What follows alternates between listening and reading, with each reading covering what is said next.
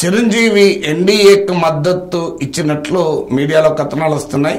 అయితే ఆయన సీఎం రమేష్ కు, పెందుర్తి ఎమ్మెల్యే జనసేన క్యాండిడేట్ రమేష్ బాబుకు మద్దతు ఇచ్చినట్టుగా వార్తలు వస్తున్నాయి. సో బట్ మొత్తం ఎన్డీఏకే మద్దతు ఇస్తాడా అనేటువంటి అనే వార్తలు కూడా వస్తున్నాయి. తాను రాజకీయాలకు గత కొంతకాలంగా ఆసక్తి చూపలేదు, మళ్ళీ ఆంధ్రప్రదేశ్లో ఈ కూటమి ఏర్పడడంతో మళ్ళీ తనకు కాస్త ఆసక్తి కలిగింది అని చిరంజీవి మాట్లాడినట్టు కూడా వార్తలు వస్తున్నాయి. ఆల్రెడీ జనసేనకు 5 కోట్ల విరాళం ఇచ్చారు. నేను ఆ రోజు కూడా అన్నాను, ఇది జనసేన సోదరుడైన పవన్ కళ్యాణ్కు అవసరమున్న సమయంలో సాయం చేయడమా, రాజకీయంగా కూడా చిరంజీవి జనసేనతో ముందుకొస్తాడా, జనసేన అలయన్స్ లో ఉంది కనుక మొత్తం కూటమికే ముందుకొస్తాడా అనే ప్రశ్నలు ముందున్నాయనే చెప్పాను. సో ఇప్పుడు కొంత క్లారిటీ వస్తున్నట్టుంది. చిరంజీవి ఎన్డీఏకు క్యాంపెయిన్ చేసేలా కనబడుతున్నాడు, ఎన్డీఏ వైపు ఉండేలా కనబడుతున్నాడు. మరి ఇంకా బహిరంగంగా పూర్తి స్థాయిలో క్యాంపెయిన్ చేస్తాడో చూడాలి. ఎందుకంటే జగన్తో కూడా చిరంజీవికి సన్నిహిత సంబంధాలు ఉన్నాయి. ఆయన ఈవెన్ సినిమా వాళ్ళ ఇష్యూలో కూడా రాయబారం జరిపింది చిరంజీవి. 3 రాజధానులకు కూడా చిరంజీవి మద్దతు ఇచ్చాడు. ఒక దశలో వైసీపీ చిరంజీవిని రాజ్యసభ పంపుతారని కూడా వార్తలు వచ్చాయి. ఈలోగా బీజేపీ కూడా చిరంజీవిని అట్రాక్ట్ చేస్తానని ప్రయత్నించింది.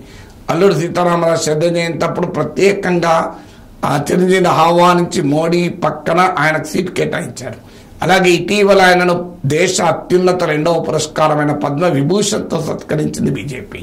సో ఎన్నికల కొరకు పద్మ అవార్డులు ఇవ్వడం బీజేపీ కొత్త కాదు. కర్పూరి ఠాకూర్, చరణ్ సింగ్, పివి నరసింహారావు, ఎల్కే అద్వానీ ఇప్పుడు ఇటీవల చూసాం కదా మనం.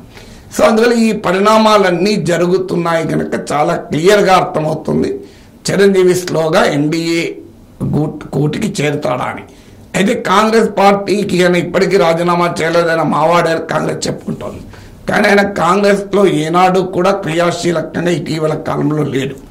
సో ఇప్పుడు ఎన్డీఏ తరఫున చిరంజీవి రంగంలో దిగితే ఆయన రాజకీయాలకు దూరంగా ఉన్నాడు గనక, ఆయన అందరూ అభిమానించే నటుడు గనక చిరంజీవి పెద్దగా విమర్శలు కానీ ప్రశ్నలు కానీ ఇప్పటిదాకా ఎదుర్కొని ఆయన ప్రజారాజ్యాన్ని తీసుకెళ్లి కాంగ్రెస్లో కలిపిన తర్వాత కూడా ఆయన పెద్ద విమర్శలు ఎదుర్కోలేదు.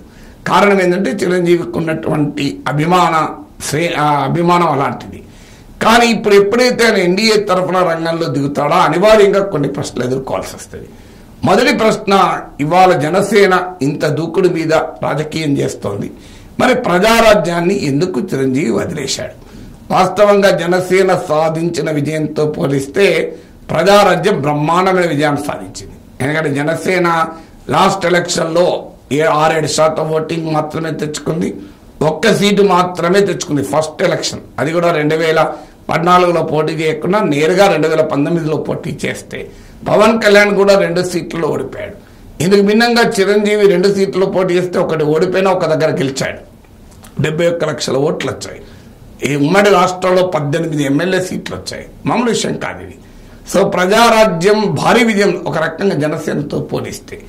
అలాంటి ప్రజారాజ్యాన్ని ఎందుకు మధ్యలో వదిలేసి కాంగ్రెస్లో కలిపారు?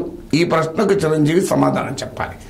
ఎందుకంటే పవన్ కళ్యాణ్ కూడా ఒక దశలో అన్నాడు, ఈ ప్రజారాజ్యం అనేది మా పైన వెంటాడుతూ ఉంటుంది, జనసేనకు కూడా అదొక పెద్ద ప్రశ్నగా ఉంటుంది అని కూడా నా అభిప్రాయం వ్యక్తం చేశాడు.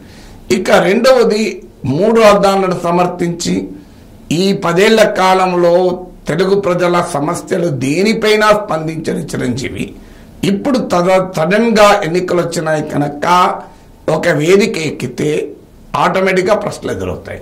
ఈ 10 ఏళ్లలో 2 తెలుగు రాష్ట్రాల్లో అనేక అంశాలు వచ్చాయి. అమరావతి ఇష్యూ వచ్చింది, చిరంజీవి స్పందించినా కూడా అమరావతికి వ్యతిరేకంగా 3 రాజధానుల మద్దతు ఇచ్చారు. విశాఖ స్టీల్ ప్లాంట్ పైన మాట్లాడలేదు. ఆంధ్రప్రదేశ్కు రావాల్సిన కడప స్టీల్ ప్లాంట్, ఇతర విభజన హామీలు దేనిపైన మాట్లాడలేదు. ఈవెన్ జగన్మోహన్ రెడ్డి పాలన పైన కూడా ఏనాడు విమర్శలు చేయలేదు. అలాంటిది ఇప్పుడు సడన్ గా ఎన్నికల సమయంలో మళ్ళీ రాజకీయ వేదికలెక్కి ఎన్డీఏకు మద్దతు అంటే అనివార్యంగా క్వశ్చన్స్ ఎదురవుతాయి. What does Chiranjeevi stand for? ఎందుకంటే ప్రజారాజ్యాన్ని కాంగ్రెస్లో విలీనం చేసి కాంగ్రెస్లో మంత్రి పదవి కూడా తీసుకొని ఇప్పుడు బీజేపీకో వైపుగా ప్రయాణం చేస్తే ఈ ప్రశ్న రాకుండా పోదు.